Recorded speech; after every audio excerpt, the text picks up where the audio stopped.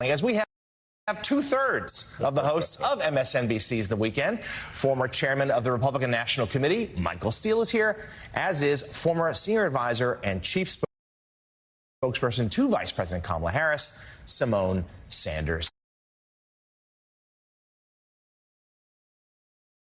Townsend. Joe and Mika, we should note, are off this morning. They're starting a planned vacation, but they will pop back on if there's big breaking news, which, judging by the events of the past couple weeks, will be any minute now. So we'll be hearing from them. Willie, of course, lucky guy, is on assignment in Paris for the Olympics, and he actually will be joining us live from France later this hour, ahead, of course, of today's opening ceremony, the Olympics kicking off. And there is a developing story out of France breaking right now this morning, where a series of coordinated malicious acts have targeted part of the country's high-speed rail network, disrupting service for hundreds of thousands of passengers. This is developing. We'll bring you the latest. And again, we'll get an update from Willie in Paris just ahead. But we'll begin this hour with a big development in the race for president here in the United States, where former President Barack Obama and former First Lady Michelle Obama have officially endorsed Vice President Kamala Harris for president. Here's a video released by the Harris campaign showing the moment that the Obamas called the vice president to offer their full support. Kamala. Hello. Hi. Hey there. Oh, hi. You're both together. Oh, it's good to hear you both. I can't have this phone call without saying to my girl Kamala, I am proud of you. This is going to be historic. We called to say Michelle and I couldn't be prouder to endorse you and to do everything we can to get you through this election and into the Oval Office. Oh, my goodness.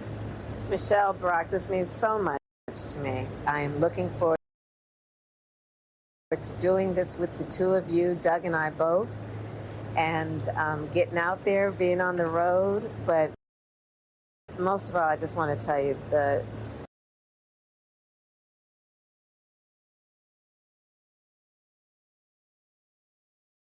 words you have spoken and the friendship that you have given over all these years mean more than I can express. So thank you both. It means so much. And we're going to have some fun with this, too, aren't we? Jen Palmieri, no surprise here. This is, of course, part of a coordinated rollout of endorsements, though there had been some chatter on the right, nonsensical, that the Obamas were having doubts about the vice president. That could not be further from the truth. So, no surprise, but still important. Tell us what you think this means. Well, I think one thing that's important about it is that Mrs. Obama was on the call, right? And that the president said that they're both going to do everything they can, because she just, politics is her husband's thing, and she's a phenomenally effective campaigner. But it doesn't necessarily look for opportunity to spend a lot of time campaigning. But I think for her to be on the call too says how important it is to her, and that she wants to help as well. And the two of them are just such a major force, and they are longtime friends. And I think the President Obama had stepped back from endorsing, as other party leaders had, to sort of give their room to be a process for somebody else to get in the race if they wanted to, but also to show that this is a real, legitimate nominating process. And now you're at the point where both of the Obamas are fully able to express being on board and wanting to campaign for her, and that's going to be a huge help. Yeah, and Sam Stein, I think also the Obamas wanted to give room to President Joe Biden. He, of course, a friend, and yes, the Obamas behind the scenes certainly had concerns about his ability to win, but after Biden dropped out, they wanted to give him a little more space. And we also shouldn't lose sight of the history here, Sam, where this is the nation's first black president endorsing the woman who could be the second. Oh, yeah, completely. I think that is getting a little bit lost amid what has been a very dramatic, to put it bluntly, 4-week process here. Is that history is being made. This is going to be the first nomination of a black female candidate for president in our nation's history. I'm also struck by just, and Eugene, I'm kind of curious for your take on this, the convention in 3 weeks. is going to, for months and months and months, we were expecting it would be a dreadful affair, potentially filled with protests, shades of 1968. It's shaping up to be something quite different. And I couldn't help but make the contrast. I was in Milwaukee. The lineup was interesting. The lead-up speakers included Hulk Hogan, Dana White. On Thursday night at the Democratic Convention, you could potentially see the sitting president of the United States being the warm-up act for the vice president to take a historic victory lap as the presidential candidate. Talk about just what that convention will be like, how star-studded it will be, and just the contrast between that convention and what was the Milwaukee convention for Republicans. Well, I think the Democratic Convention this time is going to be the party of the year. I mean, can you imagine? They'll do a whole lot better than Hulk Hogan and Kid Rock. Let me put it that way. I mean, I can imagine the stars who will come out. I can imagine the production values. I can just imagine, and the delegates. Just the general sense there is, as you know, as everybody knows, just objectively, this incredible feeling of energy within the Democratic Party right now that certainly wasn't there a week ago, and it is, it's on a scale of 1 to 10, it's like a 12 right now, and who knows where it will be when they get to the convention. So I think this is going to be a dramatic contrast, given, as Republicans look back on their convention, you already have the kind of questions about J.D. Vance and was he really the right guy? Their candidate, Donald Trump, is clearly in a sour mood and kind of doesn't know exactly where to go and what to say, how to try to attack all of this, and most important of all, the convention once again will keep Trump out of the headlines, right?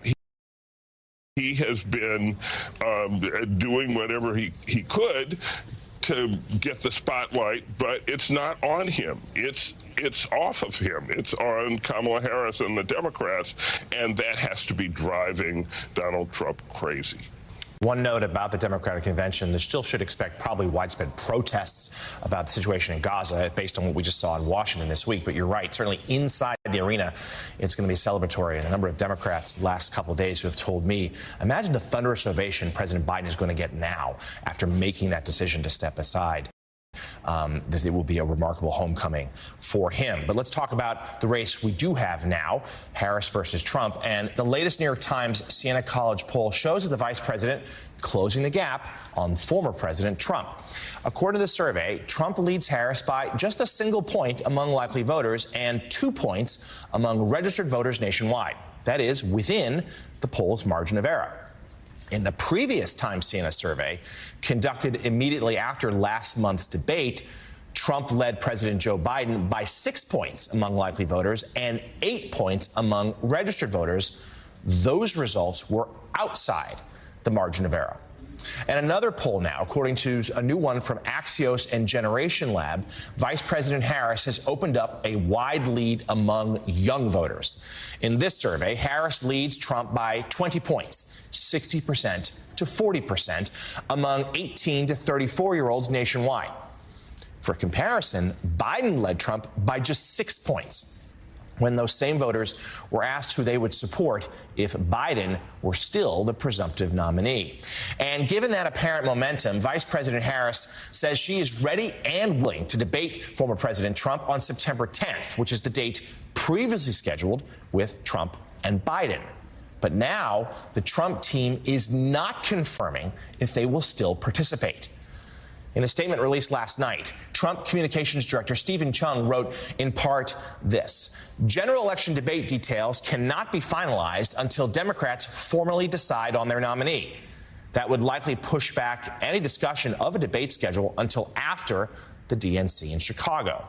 Trump, of course, previously debated Biden without either of them being formally nominated. Vice President Harris, who has already secured support from enough delegates to become the nominee once it becomes official, called out the Trump team yesterday for backpedaling.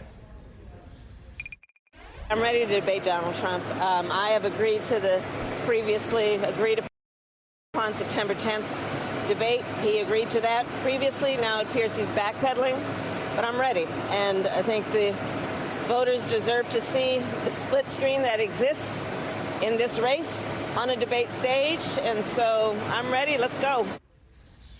So, Simone, it does feel like Donald Trump's got some cold feet. He obviously got the best of President Biden in their debate in Atlanta a few weeks ago. But it certainly seems like he's anxious about this time around with the vice president. Yeah, he doesn't seem to be waiting with bated breath to debate the vice president. And I mean, look, we know from Donald Trump's own statements that he does not like the enthusiasm that he is seeing around the vice president. He's talked about the crowds and how the media apparatus has been talking about her crowds. And he has not actually figured out how to debate her, really. I mean, it seems as though the Republicans, again, they continue to resort to racist and just sexist, misogynistic stereotypes and tropes because they cannot talk about the issues. So I don't know, Michael, what the Republicans are going to do and what Donald Trump is going to do here, because the clock is ticking, is it not? I mean, here, there are a couple of things at play here. First off, there is among a lot of the Washington Republicans quietly in corners where they tend to hang out when they don't have, you know, the backbone to actually come forward to say that the pick of J.D. Vance was a problem. There was not a lot of enthusiasm among a lot of the Washington types around this pick. It was something that was brought to Donald Trump by his sons. That was their pick, and so here they are. The second part of this, it does play into how Donald Trump and his campaign narratively figure out the new terrain in front of them. I look at this race right now, and I don't see a world in which Donald Trump mans up and debates Kamala Harris. The felon is not going to debate the prosecutor. That's just not going to happen. When the question comes around about his 34 felony convictions, what do you think she going to do? I mean, really? You want to walk into that buzzsaw in the conversation? So you can throw the border all day long, but you're mincemeat on everything else. And that's where you're seeing now the campaign beginning to make tactical decisions around A, introducing Kamala, B, taking off the table some of the noise around the border. The borders are crazy and all of that. So this is a nimble campaign in the early stages. And I think for a lot of folks, and Sam, you're out here covering this stuff, man. I know you see it and hear it up close and personal, that this feels different from a campaign style and function perspective that really has thrown Republicans for a loop right now in terms of exactly how do you come